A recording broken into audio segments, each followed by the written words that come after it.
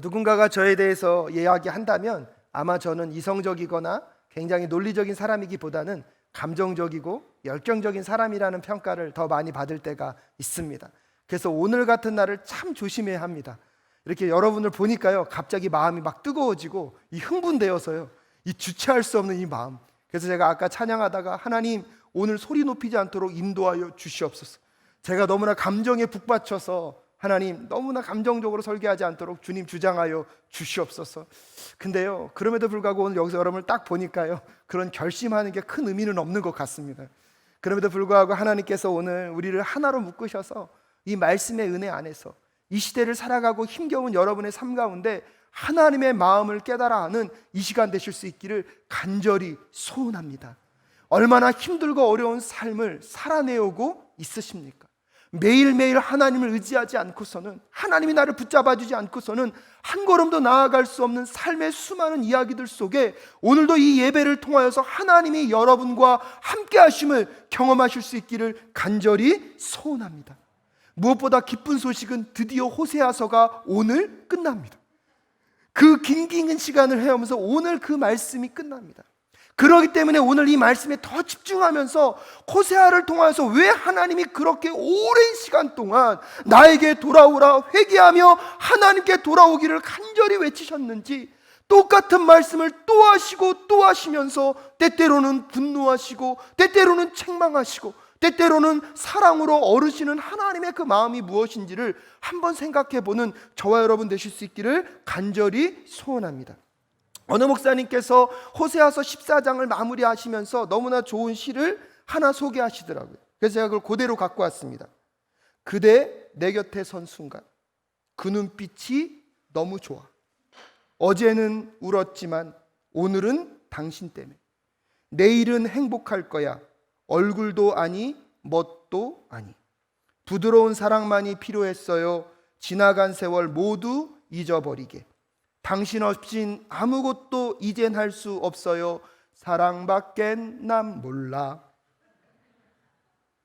제가 가만히 들어보니까 그 목사님이 호세아서를 다 설교하시고 강해를 하시고 마지막에 외치는 게 뭐냐면 사랑밖엔 난 몰라. 여러분, 이것만큼 하나님의 마음을 정확하게 표현할 수 있는 게 있을까요? 호세아서 14장까지 달려오면서 사랑밖에 모르시는 그 하나님의 마음이 아니고서는 호세아서 14장을 마무리할 수 없다는 것을 가슴 절절히 느낄 수밖에 없었습니다. 1장부터 13장까지 끊임없이 이스라엘 백성들이 얼마나 하나님을 배신했는지, 하나님을 떠나고 하나님의 마음을 아프게 했는지를 끊임없이 말씀하십니다. 하지만 그런 죄악된 길의 삶의 끝에는 무엇밖에 있을 수 없습니까? 심판입니다. 멸망입니다. 사랑하는 자녀들이 그것으로 끝나는 것이 안타까우셔서 때때로는 분노하시고 때때로는 화를 내시며 때때로는 너무나 무서운 언어를 통하여서 우리에게 돌아오라고 말씀하시는 그 하나님의 마음은요, 심판에 있는 것이 아니라, 죽이는 것에 있는 것이 아니라 사랑에 있고 살리는 것에 있는 줄로 믿습니다. 그래서 오늘 그걸 깨달으니까요, 이번 주 여러분 죄송합니다. 찬양이 입에 머물러야 되는데 자꾸 사랑밖엔 난 몰라. 그런데요, 여러분, 오늘 이 설교가 다 마쳐지고 나면 여러분 일주일 동안 그걸 묵상하셨으면 좋겠어요. 하나님이 우리를 향하여서 무엇밖에 모르신다? 이게 너무나 중요하더라고요. 이것을 깨닫게 되면, 그 마음을 알게 되면 모든 것이 해석되어지는 것을 깨달을 수 있었습니다. 왜 그런지 아십니까? 하나님의 마음이요, 오늘도 여러분을 향하여 하나님의 기대가 뭐냐면 여러분이 하나님 안에서 풍성한 삶을 누리기를 원하는 것이 하나님의 사랑의 마음이기 때문입니다. 요한복음 10장 10절 말씀에 보니까요, 도둑은 다만 훔치고 죽이고 파괴하려고 오는 것뿐이다. 나는 양들이 생명을 얻고 또 넘치게 얻게 하려고 왔다라고 말씀하고 계십니다. 하나님께서 하나님의 백성들이 오늘도 이 땅 가운데 생명을 얻고 넘치는 삶, 풍성한 삶을 얻기 원하시는 그 하나님의 마음을 다시 한번 깨닫는 저와 여러분 되실 수 있기를 주님의 이름으로 축복합니다. 그 마음으로 오늘 1절을 어떻게 외치고 계십니까? 이렇게 외치고 계십니다. 이스라엘아, 주 너희 하나님께로 돌아오너라. 그 하나님께로 돌아오는 그 길을 찾아가는 저와 여러분 되실 수 있기를 간절히 소원합니다. 그래서 첫 번째로 하나님께 돌아가는 길은 무엇입니까? 회개하고 말씀을 따라 살아가는 것을 결정하는 것입니다. 여러분, 우선 회개 앞에서 우리의 상태를 진단하는 것이 너무나 중요합니다. 여러분은 죄를 짓고 타락한 인간은 어떤 상태라고 생각하십니까? 그 죄에 대해서 그냥 개선하고 우리의 삶에 불필요한 것, 조금은 왜곡되고 틀어진 것을 하나님 앞에 고백하고 수정하면 된다고 여러분의 상태를 혹시 진단하고 있다면 여러분, 그것은 회개할 수 없는 상태입니다. 엄밀한 의미에서 보면 여러분, 죄를 짓는다는 것은 무엇을 의미합니까? 마치 내가 어느 정도의 잘못만을 한 것이 아니라 무기를 들고 하나님께 반역하는 것, 무기를 들고 하나님께 공격하는 것, 여러분이 그것이 죄임을 깨닫는 이 시간 되실 수 있기를 간절히 소원합니다.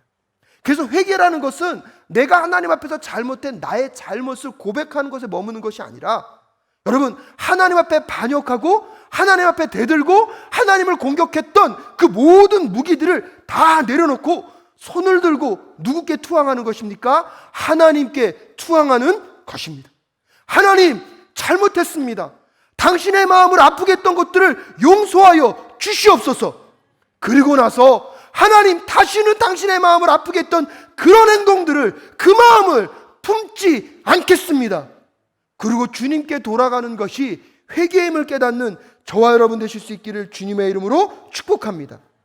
단순하게 내 삶에 어떠한 잘못된 것을 갖고 입술로만 후회하고 다시는 하지 않겠다고 나 혼자 결단하는 것이 아니라 여러분, 내 상태가 어떤 상태라고요? 하나님께 반기를 들고 하나님께 공격하고자 하는 무기들을 수없이 많이 장착하면서 하나님께 돌을 던지고 때때로는 하나님께 수류탄도 던지고 때때로는 하나님께 미사일까지 쏘았던 우리들의 삶의 실체들을 보아야 합니다. 근데 우리는요, 죄에 대한 문제를요 너무나 가볍게 취급했습니다. 죄를 지으면 단지 내가 그냥 내 삶을 돌아보고 하나님 앞에 죄송합니다 하고 나아가면 된다라고 생각하다 보니까 우리에게 진정한 회개가 이루어지지 않습니다. 사랑하는 사랑교회 성도 여러분, 오늘 하나님께 회개를 통하여 돌아가는 저와 여러분 되실 수 있기를 주님의 이름으로 축복합니다. 회개란 무엇입니까? 하나님께 공격하며 하나님을 대항했던 그 모든 무기들을 다 내려놓고 여러분의 삶이 하나님 앞에서 죄악된 그 모든 것들이 무장해제가 될 수 있기를 주님의 이름으로 축복합니다. 그리고 하나님의 마음을 아프게 했던 것, 하나님의 마음 가운데 못질했던 그 모든 것들을 철저하게 돌아보며 주님, 다시는 그런 삶을 살지 않겠습니다. 하나님께 나아가는 저와 여러분 되실 수 있기를 주님의 이름으로 축복합니다. 그래서 2절에서 너희는 말씀을 받들고 주님께로 돌아와서 이렇게 아뢰라. 그 아뢰는 첫 번째가 무엇입니까? 우리가 지은 모든 죄를 용서하여 주십시오. 그리고 나서 무엇을 구하고 있습니까? 우리를 자비롭게 받아 주십시오. 여러분, 죄로 인하여서 우리가 하나님께 어떻게 했는지를 깨닫게 된다면 무엇 아니면 살 수 없습니까? 하나님의 자비가 아니면 살 수 없음을 고백하게 되는 것입니다. 근데 우리도 모르게요, 그 죄에 대해서 우리는 너무나 작게 생각합니다. 하나님은 사랑이시니까 이해해 주시겠지 하고 우리는 우리의 죄의 문제를, 내가 하나님께 회개할 때 어떤 마음으로 회개해야 되는지를 우리는 깊이 생각해 보지 않습니다. 이제 호세아서 14장을 마무리 지으면서 우리 사랑교회 모든 성도님들이 이제 십자가 앞에 나아가 철저하게 회개할 수 있는 저와 여러분 되실 수 있기를 간절히 소원합니다. 오직 주의 자비가 아니면 살 수 없는 내 처지를 진단하시고 오늘도 그 십자가 앞에 나아가 주님, 잘못했습니다. 주께 돌아오기를 원합니다. 주의 긍휼과 자비를 잊지 말아 달라고 기도하며 나아가는 저와 여러분 되실 수 있기를 주님의 이름으로 축복합니다. 그러면서 2절 마지막 절에 보면 수송아지를 드리는 대신에 우리가 입술을 열어 주님을 찬양하겠습니다 라고 얘기하고 있습니다. 하나님 앞에 제물을 갖고 나아가는 것이 무의미하다는 것이 아닙니다. 이스라엘 민족들은 하지만 그 제물을 드리고 가면서 마음과 심령의 중심은 없고 무엇만 있었습니까? 제사의 형식만 있었을 뿐입니다. 그렇기 때문에 진정한 회개를 하고 하나님의 자비를 구하는 백성들은 이제 입술로만 찬양하고 입술로만 고백하는 것이 아니라 그들의 심정과 마음으로 찬양하고 예배하며 형식적인 예배가 아니라 신령과 진정으로 하나님의 영으로 드려지는 예배를 통하여서 하나님을 찬양하게 된다는 사실을 기억하셔야 합니다. 사랑하는 사랑교회 성도 여러분, 오늘 이 현장에 오셔서 예배하시니까 여러분 어떠십니까? 여러분, 그 어느 때보다 여러분의 아멘 소리가요, 이렇게 농도가 짙게 들립니다. 아멘을 한마디 하시는데 그냥 허공에 던지는 말이 아니라 마치 공기를 가득 채워서 그 아멘이 전달되는 것 같습니다. 아멘이십니까? 근데 부탁드리고 싶습니다. 여러분, 옛날에도 이렇게 하셨어야 되잖아요. 옛날에도 이렇게 예배하셨어야 되잖아요. 엄밀한 의미에서 보면 코로나 덕분에 우리가 예배를 어떻게 해야 하는지, 하나님 앞에 어떻게 나아가야 하는지 오늘 이 시간 깨닫게 하신 그 하나님의 은혜를 끝까지 붙잡는 저와 여러분 되실 수 있기를 주님의 이름으로 축복합니다. 이 예배 공간 가운데 임하시는 이것이 오늘 오랜만에 회복되어서 잠깐 느끼는 감정적인 고백이 아니라 내가 날마다 철저하게 회개하고 하나님의 자비와 긍휼을 구하며 내 이 자리를 허락하신 것, 오늘 내 생명이 끝날 수도 있다, 나에게 주시는 마지막 예배일 수도 있다는 그 마음으로 여러분 예배 가운데 우리의 전심을 다하여서 하나님을 찾고 찾는 저와 여러분 되실 수 있기를 주님의 이름으로 축복합니다. 그때요 우리는 살아날 수 있습니다. 그때요 세상이 어떠한 풍파와 어려움이 친다 할지라도 하나님이 함께 하시는 그것으로 우리의 삶은 세상이 감당치 못할 행복한 삶을 하나님이 허락하실 줄로 믿습니다. 그 풍성과 그 평안을 갖고 이 시대를 살아가는 우리 사랑교회 성도님들 되실 수 있기를 주님의 이름으로 간절히 축복합니다. 그러면서 3절에 뭐라고 고백합니까? 다시는 아시리아에게 우리를 살려달라고 호세하지 않겠다는 것입니다. 강대국들이 이스라엘을 보호할 수 있다고 이제 믿지 않겠다는 것입니다. 정치적으로요, 이스라엘 백성들은 그들의 안전을 지키려고 아시리아를 상대했습니다. 그 다음에 무엇을 타지 않겠다고 합니까? 군마를 의지하지도 않겠습니다. 군사력을 의지하지 않겠다는 것입니다. 다시 우리 손으로 만들어 놓은 우상을 우리 신이라고 고백하지 않겠다고 고백하고 있는 이스라엘 백성들의 모습들. 여기서 무엇을 의미합니까? 여러분, 정치적으로든 군사적으로든 여러분 종교적으로든 그 어떤 것들로부터도 오직 누구만 의지하겠다는 것입니까? 하나님만 의지하겠다는 것입니다. 사랑하는 사랑교회 성도 여러분, 삶이 어려워지고 힘겨워질 때마다 우리도 모르게 하나님이 아닌 다른 것을 의지할 수도 있는 우리들의 그 마음을 오늘 내려놓는 이 시간 되실 수 있기를 간절히 소원합니다. 정치적으로든 군사적으로든 물질적으로든 여러분 그 어떤 것도 우리의 안전을 지킬 수 없이 오직 여호와 하나님만이 우리의 안전을 지킬 수 있는 분임을 고백하며 나아가는 저와 여러분 되실 수 있는 이 시간 되실 수 있기를 간절히 소원합니다. 그러면서 이스라엘 백성이 3절 마지막에 뭐라고 고백합니까? 고아를 가볍게 여기시는 분은 주님밖에 없습니다. 여러분, 여기서 이 고아는요, 과부, 나그네 그리고 가난한 자들을 의미합니다. 세상에서는 도울 자가 아무것도 없는 그런 상태를 보통 구약 성경에서는 고아로 표현하고 있습니다. 그래서요, 이 호세아서에서는요, 자기 스스로를 뭐라고 고백하는 것입니까? 고아라고 고백하는 것입니다. 이스라엘 백성들이 이제는 나를 누구도 도울 자가 없다, 나는 이제 세상으로부터는 그 어떤 것도 안전한 도움을 받을 수 없는 그 상태를 어떤 상태라고요? 고아의 상태라고. 근데 그 고아를요, 누가 돌보신다고요? 하나님이 돌보신다는 사실입니다. 사랑하는 사랑교회 성도 여러분, 오늘 우리들의 상태가요, 죄로 인하여서 하나님을 떠난 상태가 어떤 상태임을 깨달아야 됩니까? 고아가 된 상태임을 깨달아야 합니다. 그런데 문제는 무엇입니까? 마치 이 고아는요, 하나님이 우리를 버려서도 아니고 하나님이 없어지셔도 아닙니다. 이 고아는요, 마치 그 탕자 이야기 아시죠? 아버지의 재산을 다 받아서 스스로 아버지를 떠났던 그 탕자의 상태가 어떤 상태인 것입니까? 고아의 상태인 것입니다. 스스로가 자기의 힘과 능력으로 살아보겠다고 자기 인생의 쾌락과 즐거움을 자기가 갖고 있는 불의를 통하여서 이루어 보겠다고 아버지의 품을 떠난 그 탕자의 상태가 어떤 상태입니까? 고아의 상태입니다. 근데 그렇게 고아로 살아보니까 여러분 어떻든가요? 평안하시던가요? 부하고 넉넉하시던가요? 어느 정도는 그렇게 살 수 있을 것 같았는데 결국은 어떻습니까? 목마름만 더 심해지고 있습니다. 삶은 나아지는 것이 아니라 더 비참해집니다. 삶의 감사와 넉넉함이 풍성해지는 것이 아니라 원망과 고통과 신음소리가 더 커질 수밖에 없는 것이 이런 영적인 고아의 상태에 놓여 있는 것입니다. 하지만 하나님께서는 그런 고아를 무엇 하신다고요? 돌보시고 인도하시고 보호하시는 분이 우리 하나님이십니다. 그 탕자가 내가 이제 다시는 살 길이 없어서 누구께 돌아가겠다? 아버지께로 돌아가고자 했을 때 여러분, 그 아버지는 그 탕자를 어떻게 맞아줬습니까? 묻지도 따지지도 않으시고 버선발로 뛰어나가서 그 탕자를 품에 안으시는 그 하나님이 우리 하나님이심을 깨닫는 이 시간 되실 수 있기를 간절히 소원합니다. 오늘 많은 세상의 사람들이요, 본인들이 영적인 고아로 살아가면서 고아인지를 모릅니다. 여러분, 오늘날 이 시대를 살아가는 우리 사랑교회 성도님들은 영적인 고아의 시대를 끝내시고 하나님 아버지가 나의 아버지 되심을 가슴 가운데 품고 세상으로 나아가시는 이 시간 되실 수 있기를 간절히 소원합니다.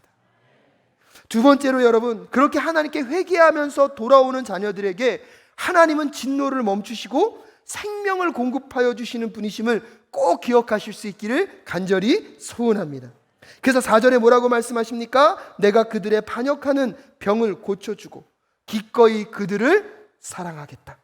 그들에게 품었던 나의 분노가 이제는 다 풀렸다고 하나님 선언하십니다. 참 우리 하나님은요, 그런 분이세요. 그렇게 그를 향하여서 돌을 던지고 공격하고 배신하고 반역했던 그 자녀들이 오늘 그 모든 무기들을 다 내려놓고 고아 같은 내 인생을 돌보실 분은 아버지밖에 없습니다 하고 아버지께 나아오면 그분은 뭘 다 멈추신다고요? 분노를 멈추시고 그들을 품어내십니다. 더 적극적으로 뭐라고 말씀하십니까? 5절에 보니까요, 내가 이스라엘 위에 이슬처럼 내릴 것이니, 이스라엘에게 무엇이 되신다고요? 이슬이 되어 주신다. 여러분, 이 사막 기후 속에서 이슬은요, 생명을 보존하고 생명이 생명력 있게 살아나는 것을 상징하고 있습니다. 여러분, 고아로 살아가는 인생, 하나님으로부터 떨어진 인생은요, 결국 어떤 인생입니까? 죽어 말라 비틀어질 수밖에 없는 그런 인생입니다. 근데 그 인생이 하나님께 돌아와 회개하며 나아올 때 하나님이 그 인생에게 무엇을 내리신다고요? 이슬을 내리신다고 얘기하고 있습니다. 그 이슬을 받아 누리면서 새롭게 생명력이 움트고 그것이 우리의 몸을 자라게 하고 성숙하게 하여서 아름다운 열매를 맺게 하실 줄로 믿습니다. 오늘 여러분의 삶에 어떠한 절망이 있습니까? 오늘 여러분의 삶에 어떤 메마름이 있습니까? 여러분, 하나님께 돌아가 하나님의 긍휼과 자비를 구할 때에 여러분의 그 메마른 땅에, 여러분의 힘겨운 그 인생 가운데 오늘도 이슬의 단비같이 이슬이 내리게 하실 줄로 믿습니다. 그 이슬이요, 메말라가고 있던 내 인생 가운데 생명력을 움트게 하고요, 그 생명이 움툼으로 인하여서 여러분의 신앙과 마음과 심령들이 자라가게 하실 줄로 믿습니다. 여러분, 그래서 어디까지 가십니까? 레바논의 백향목처럼, 이스라엘의 나리꽃처럼. 이 나리꽃이요, 백합화더라고요. 근데 이거는요, 제가 잘 모르겠어요. 저희 교회 권사님들 중에 꽃 전문가가 많으시더라고요. 그 권사님들이 산을 가시다가 보면 좋은 것 보시면 꼭 저한테 보내주세요. 근데요, 꽃은 보내주시는데 이름이 안 와가지고 이게 무슨 꽃인가. 근데 중요한 건 뭡니까? 보기에 어떠시던가요? 아름답잖아요. 이스라엘의 나리꽃, 이스라엘의 백합화, 그것은요, 그들의 외양을 어떻게 하시겠다는 것입니까? 아름답게 하시겠다는 거예요. 그 다음에 여러분 뭐라고 그래요? 레바논의 백향목. 이 백향목 나무의 특징이 뭐냐면요, 이 뿌리가요, 물을 찾아서 끝까지 내려간대요. 이 뿌리는요, 가장 깊은 뿌리로 내려가는 나무 중에 하나가 이 백향목이라는 거예요.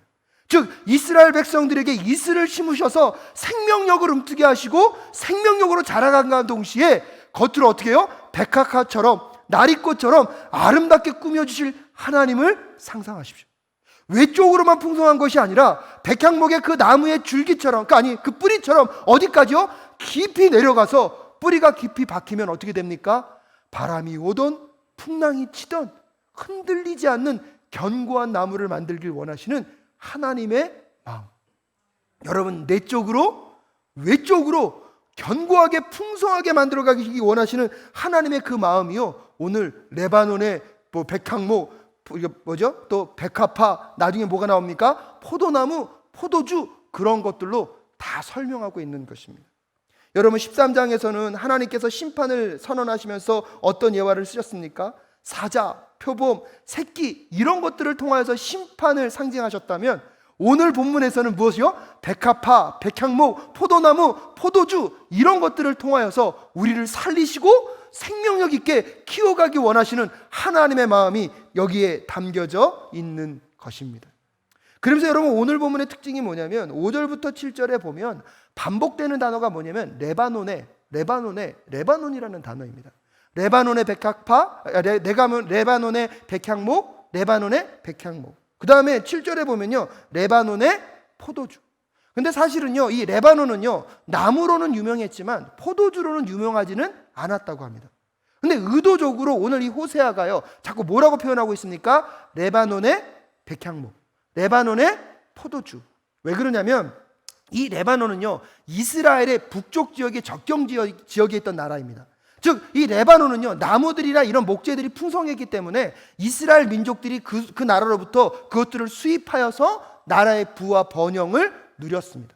그런데요, 이 레바논으로부터 그런 수입을 갖고 올 때 나무만 수입되어 온 게 아니라 뭐가 또 수입되냐면 풍요의 상징인 신, 무엇입니까?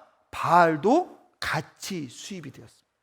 그렇기 때문에 오늘 호세아 선지자는 의도적으로 뭘 이야기하고 있습니까? 이스라엘 민족들, 너희들이 바알을 섬기면서 마치 너희들의 찾아온 번영과 번성이 바알로부터 왔다고 생각하지만 그렇지 않다. 그것이 아니라 너희들의 삶 가운데 찾아온 그 백합화 같은 그런 인생과 풍요로운 삶, 누구로부터 왔음을 얘기하고 있는 것입니까? 여호와 하나님께로부터 왔음을 강조하면서 오늘 하나님께서 너희들을 어떤 인생 되게 하시겠다? 레바논의 백향목 같은 인생, 너희들에게 레바논의 포도주 같은 풍성한 삶을 허락하시겠다고 오늘 호세아가 다시 선언하고 있습니다. 그러고 나서 보니까 이스라엘 백성들이 8절에 뭐라고 얘기합니까? 에브라임이 고백할 것이다. 나는 이제 우상들과 아무 상관이 없습니다. 더 이상 이제 우상을 뭐하지 않겠다는 것입니까? 따르지 않겠다는 것입니다. 사랑하는 사람교회 성도 여러분, 우리도 모르게 우리는요, 우상을 섬기다 보면 그 우상이 우리를 어떻게 한다고 생각합니까? 풍성하고 넉넉하게 한다고 생각합니다. 하지만 결국 우상을 따라가는 삶은 어떤 삶입니까? 목마른 삶입니다. 우상을 따라가는 것은 내 마음이 만족되고 채워지는 삶이 아니라 끊임없는 결핍으로 나아갈 수밖에 없는 삶임을 깨닫는 이 시간 되실 수 있기를 간절히 소원합니다. 제가요, 커피를 좋아합니다. 그래서 하루에요, 커피를 많이 마실 때는 그러면 안 되는데 한 3-4잔을 마십니다. 근데 여러분, 커피를 마실 때 나도 모르게 오해하는 게 뭐냐면 커피에 뭐가 많냐면 물이 많잖아요. 그러니까 커피를 마시면서 뭘 마셨다고 얘기합니까? 물 마셨다고 생각합니다.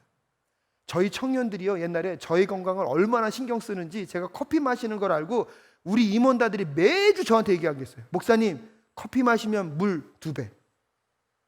이게 왜냐면요, 커피는 마셨지만 커피 작용 때문에 우리 몸에 있는 수분이요, 더 많이 빠져나간대요. 근데 우리도 모르게요, 커피를 마시니까 뭐 마셨다? 물 마셨다. 그리고 우리 몸에 뭐가 채워졌다? 수분이 채워졌다라는 오해 속에 우리가 살아간다는 거예요. 그러다가 결국 뭘 망칠 수도 있습니까? 건강을 망칠 수도 있죠. 여러분, 커피를 마시면 뭘 2배로 마셔야 된다고요? 물을 2배로 마셔야 된다.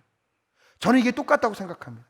우상을 섬기면 우리도 모르게 그것이 있으면 내 인생이 충만해질 것 같고 넉넉해질 것 같습니다. 아니요, 여러분, 그것은 수분을 공급해주고 있는 것이 아닙니다. 먹는 행위로 있는데 여전히 우리의 몸을 더 갈증나게 하는 것이 우상 숭배임을 깨닫는 저와 여러분 되실 수 있기를 주님의 이름으로 축복합니다. 세상의 물 잔뜩 마셔봤자 갈증이 해결되는 것이 아니라 영원히 마르지 않는 그 샘물과 같은 예수 그리스도의 생수를 마셔야 우리의 갈증과 우리의 답답함이 해결될 수 있을 줄로 믿습니다. 그러게 우리의 삶은요, 우상을 따라가는 삶, 세상에 그 물을 마시며 내 마음의 만족을 추구하는 삶이 아니라 영원한 생명수 같은 하나님의 그 생수를 마시는 저와 여러분 되실 수 있기를 주님의 이름으로 축복합니다. 그래서 오늘 우리가 결단해야 될 것이 무엇입니까? 9절입니다. 지혜로운 사람은 여기에 쓴 것을 깨달아라. 총명한 사람은 이것을 마음에 새겨라. 주님의 길은 올바르다. 의로운 백성은 그 길을 따라 살아가지만 죄인은 비틀거리며 넘어질 것이다. 오늘 마지막으로 여러분 꼭 기억하실 수 있기를 바랍니다. 오늘 호세아는요, 이스라엘 민족들에게 결단을 요구하고 있습니다. 그러니까 이제 너희들이 어디로 갈 것인가? 여호와께로 돌아가 그 생명된 길, 하나님이 공급하시는 외적이고 내적인 그 아름다움을 추구해 갈 것인지, 아니면 마셔도 가져도 끊임없이 목마를 수밖에 없는 그 이스라엘 그 우상들을 섬겨갈 것인지 오늘 결정하라고, 결단하라고 이야기하고 계십니다. 여러분, 말씀을 마무리 지으면서 오늘 이 호세아라는 이 말씀의 14장에서 그걸 묵상하게 됩니다. 여러분, 이 호세아라는 말의 뜻이 뭔지 아십니까? 구원자, 내가 구원한다. 근데요, 이 호세아랑 똑같은, 어원이 똑같고 내용이 똑같은 말인데 그게 뭐냐면요, 여호수아입니다. 여호수아의 뜻은 여호와는 구원이시다. 여러분, 신약 성경에 온 인류의 구원자로 오신 분이 누구시죠? 예수 그리스도. 근데 그 예수라는 말을 히브리어로 바꾸면 예수아입니다. 놀라운 게 뭐냐면 예수와 호세아, 여호수아 다 같은 말입니다. 호세아서를 가만히 묵상해 보시면 1장부터 14장까지 올 때 하나님이 끊임없이 이스라엘 백성들을 무엇하십니까? 설득하시고 또 설득하십니다. 마지막에 14장을 통해서 제발 나에게 돌아오라고 말씀하시는 그 외침이 저에게는 어떻게 들렸냐면 이 십자가의 예수님처럼 들렸습니다. 구약 성경을 시작하시면서 너희들이 나에게로 돌아와 내 백성이 될 때만 안전할 수 있다, 평안할 수 있다고 끊임없이 말씀하시지만 여러분, 하나님의 백성들은 하나님께 돌아오지 않았습니다. 때때로 하나님은 무서운 징벌로 나에게 돌아오라고 말씀하셨고 때때로는 상급으로 나에게 돌아오라고 말씀하셨지만 여전히 백성들은 하나님께 돌아오지 않았습니다. 하나님은 마지막 길밖에 없다는 것을 아시고 그의 아들 독생자 예수 그리스도를 이 땅 가운데 보내셔서 십자가에서 죽게 하시며 그 십자가를 통하여서 오늘 우리에게 나에게 돌아오라고 외치시고 계십니다. 근데요, 제가 오늘 말씀을 마무리 지으면서 제 퀘션이 이겁니다. 질문이.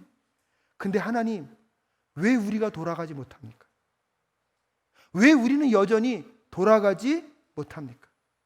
아직 그 십자가의 그 사랑의 울림이 우리 가슴 가운데 깊이 오지 않고 있는 것은 아닐까 곰곰이 생각해 봅니다. 이번에 추석을 맞이하여서 저도 너무나 오랜만에 그 아버지 추모공원에 갔습니다. 어머니 추모. 근데 신기한 게요, 그 추모공원에 딱 가니까 왜 이렇게 눈물이 나죠? 그렇게 눈물이 나더라고요. 왜 눈물이 날까요, 여러분? 지난 시간 어머니가 아버지가 저에게 했던 말, 사실은 그 잔소리 때문에 제가 너무 힘들었거든요. 그런데 이제 그 잔소리가 그립고 그 잔소리 때문에 내가 했더라면 여기서 이렇게 있지는 않을 텐데. 근데 왜 우리는 꼭 그거를요, 그런 추모공원 앞에 가서 눈물을 흘리며 후회하며 왜 그러고 있을까요? 근데 그날 제가 집에 돌아오면서 그것 때문에 마음이 무너졌습니다. 이미 예수 그리스도는 십자가에서 그의 몸과 피를 다 죽이시고 죽음으로 지금 호소하고 계신데 왜 나는 아버지 추모공원에 가서는 그렇게 눈물을 흘리고 왜 예수 그리스도의 십자가 앞에서는 눈물을 잃어버렸는가? 야, 이러면 내 삶에 소망이 없구나. 사랑하는 사랑교회 성도 여러분, 오늘 말씀이 마무리 지을 때에 여러분이 다시 십자가 앞으로 나아가서 죽음으로 우리에게 소소하고 계신 그 하나님의 그 외침을 들을 수 있기를 간절히 소원합니다. 그 십자가에서 우리를 향한 그 아버지의 마음, 지금도 우리에게 그 풍성함과 부유함을 주시기 위하여서 제발 멸망의 길로 가지 말고 나에게 돌아오라고, 내가 너에게 마지막으로 호소할 수 있는 길은 십자가에서 물과 피를 다 쏟아 내 생명을 다 죽여서 이제 너에게 외칠 수 있는 것 죽음밖에 없어서 죽음으로 외치고 계신 그 하나님의 그 외침을 제발 듣고 하나님께 돌아가 오늘 우리를 사랑하시는 그 하나님을 꼭 만날 수 있는 저와 여러분 되실 수 있기를 주님의 이름으로 축복합니다.